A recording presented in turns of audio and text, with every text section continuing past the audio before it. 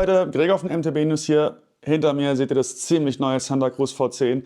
Ich konnte schon einige Laps im Bikepark fahren und was ich dabei herausgefunden habe, erfahrt ihr in den folgenden Minuten.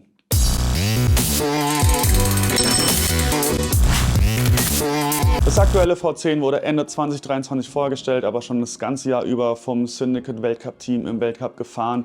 Es gab auch schon sogar Weltcup-Siege von Nina Hoffmann, von Jackson Goldstone, also neue Markt, aber jetzt schon eigentlich ein bewährtes Rad. Und ich meine, man erkennt schon, dass es ein neues Rad ist. Man hat hier so eine neue Öffnung im Rahmen zum Beispiel, aber im Prinzip setzt es auf altbewährtes. Es ist weiterhin ein Carbonrahmen, es ist ein VPP-Hinterbau mit virtuellem Drehpunkt, wie wir ihn von Santa Cruz seit gefühlten Ewigkeiten einfach kennen. Es sind im Prinzip Detailveränderungen zum Vorgängermodell.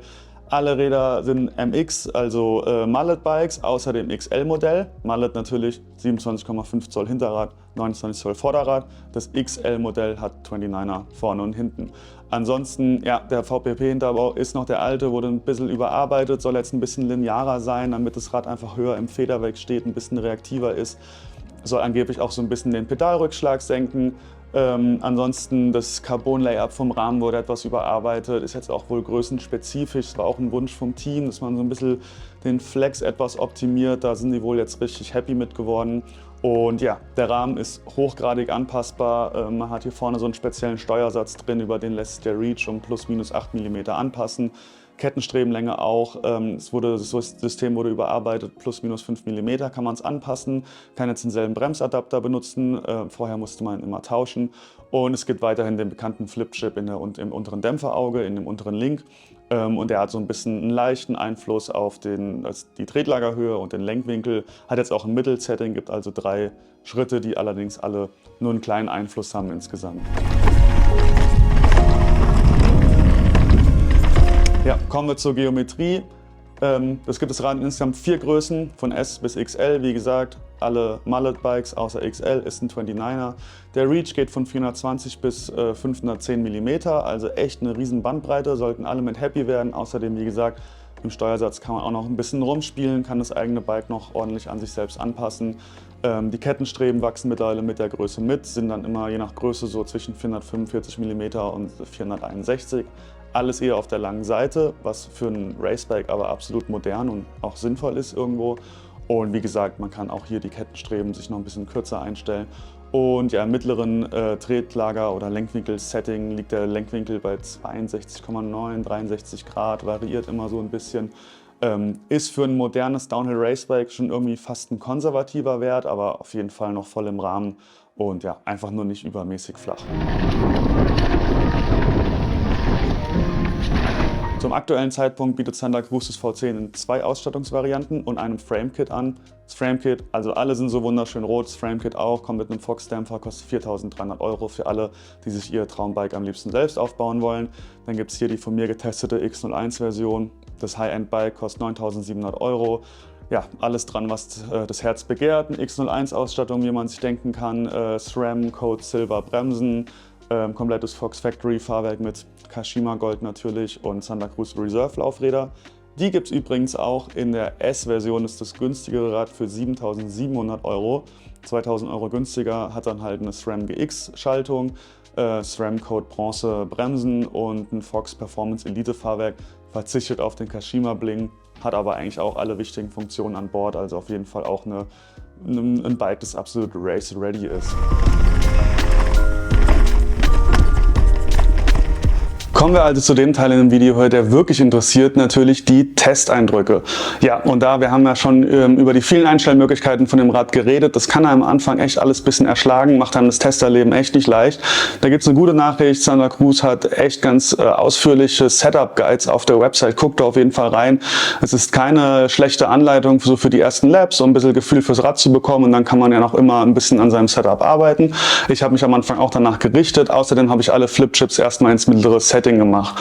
Und noch ein wichtiger Hinweis ist, Santa Cruz gibt 21 bis 24% SEC für das V10 an. Das klingt super wenig. Voll viele Bikes sind für so 30% ausgelegt.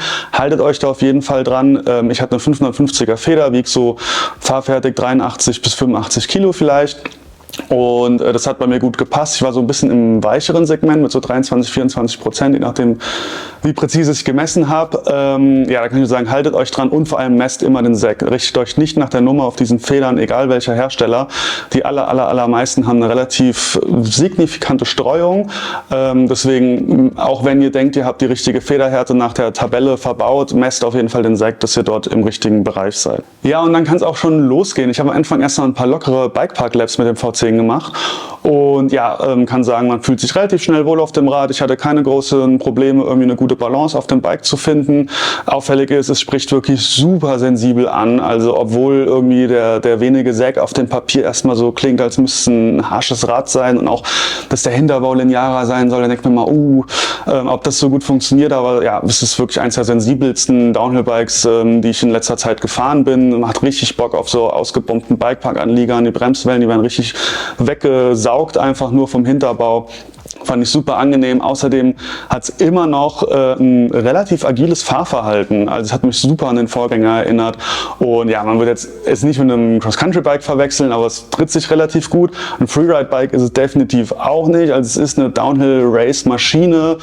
Es hat viel Laufruhe, aber wenn man so vergleicht, wo einige aktuelle Downhill-Bikes gerade hintendieren, also eher so Vollgas ballern, Highspeed, am Boden festsaugen, da ist das V10 auch irgendwie ein relativ agiles und leicht zu handelndes Rad.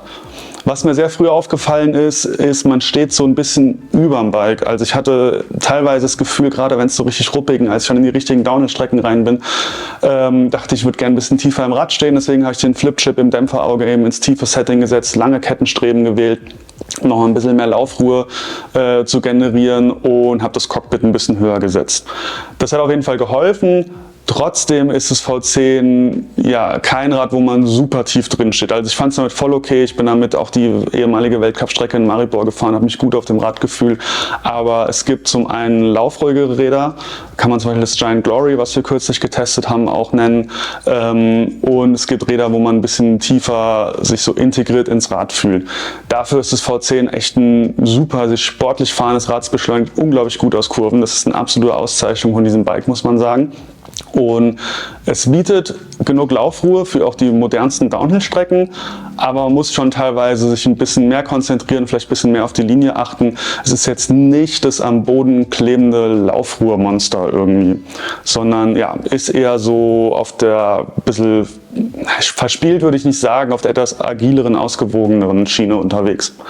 Was mir teilweise auch aufgefallen ist, wenn es so richtig viele, entweder Kompression oder häufig erstmal so aufeinanderfolgende höhere Kanten, wo man eigentlich möchte, das Rad landet, sofort wieder komplett ruhig ist und die nächste Kante nimmt, da hat es manchmal ein bisschen zu viel gearbeitet hinten. Ich meine, da ist dann unter das Tretlager so ein bisschen durchgerauscht auf einmal. Ich war bei so 23-24% Säg, hatte ich gesagt. Ich hätte vielleicht noch mal eine härtere Feder gerne ausprobiert. Die stand mir jetzt im Testzeitraum nicht zur Verfügung.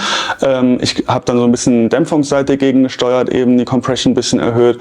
Das hat auf jeden Fall auch geholfen, aber da gibt es auch, finde ich, Downhill-Bikes, die das so von sich aus ein bisschen ruhiger nehmen. Aber ich glaube, ich würde echt dazu raten, es eher mit einem bisschen strafferen Setup zu probieren, weil der Grip ist da, das Rad spricht wirklich sehr sensibel an. Ich bin damit auch frische Loma gefahren, wo es richtig steil runterging und habe mich auf dem Rad wirklich in solchen Situationen super wohl gefühlt. Richtig Spaß macht es auf jeden Fall auch auf Jumplines, wer da Bock drauf hat. Also wie gesagt, für einen Downhill-Racebike geht es gut in die Luft, lässt sich gut handeln. Es ist ja auch vergleichsweise leicht, muss man sagen. Der Hinterbau hat auf jeden Fall mehr als genug Reserven, um auch die härteste Landung aufzunehmen. Es rauscht jetzt auch nicht durch, es schlägt nicht durch. Da muss man sich wirklich gar keine Sorgen machen, sondern ja, man landet super sicher. Ich fand, es hat nicht merkwürdig gekickt an Absprüngen oder so. Da musste ich ein bisschen von dem Setting abweichen. Ich habe den Low-Speed-Rebound den High-Speed-Rebound ein bisschen langsamer gewählt, als Sandal Cruz es empfiehlt, damit es noch so ein bisschen ausgewogener in die Luft geht. Aber sonst ja, ein super spaßiges Allround-Bike, mit dem man irgendwie auf alpinen, weltcupfähigen Downhill-Strecken echt seinen Spaß hat, aber auch im deutschen Fichtenslalom ja, von der Agilität profitiert auf jeden Fall. das ist definitiv auch mein Fazit. Also das V10 bleibt sich absolut treu. Wer den Vorgänger gemocht hat, der wird auch das neue Rad mögen. Nochmal hervorheben möchte ich die Verarbeitungsqualität. Das Rad war das erste Downhill-Testbike, das ich hatte, wo ich nichts machen musste. Also ich bin wirklich oft harte Parklaps damit gefahren. Im Winter habe es gekerchert, alles gemacht. Der Lack war richtig gut am Ende noch. Es hat nichts geklappert. Die Reserve-Felgen hatten keine Dellen, keine lockere Speiche, gar nichts. Also da möchte ich echt ein fettes Lob aussprechen, weil das ist gerade bei Downhill-Bikes, die so hart rangenommen werden, überhaupt keine Selbstverständlichkeit. Das ist die absolute Ausnahme. Und ja, also super verarbeitetes Rad ist natürlich auch echt kein günstiges Vergnügen, ist definitiv bei den teureren Downhill-Bikes, die man sich so kaufen kann. Dafür hat man ein super ausgewogenes Fahrverhalten, das für viele der aktuellen Downhill-Bikes eher auf der bisschen agileren Seite ist. Ich hoffe, das Video hat euch gefallen, war informativ. Wenn ihr auch irgendwelche Nachfragen habt, postet sie doch hier unten in die Kommentare, auch gerne Feedback. Natürlich verlinken wir euch in der Videobeschreibung auch den ausführlichen Artikel nochmal alles, könnt ihr nochmal alles nachlesen. Generell auf unserer Website gibt es super viele Infos zu aktuellen Downhill-Bikes, auch zum V10. Ja, könnt ihr da alles nochmal genau nachlesen. Ja, wenn es euch gefallen hat, lasst doch ein Like da, drückt das Glöckchen, abonniert den Kanal. Wir haben ja super viele aktuelle Tests von allen Bike-Kategorien, die man sich so vorstellen kann. Und würde mich super freuen, euch hier auf dem Kanal wiederzusehen.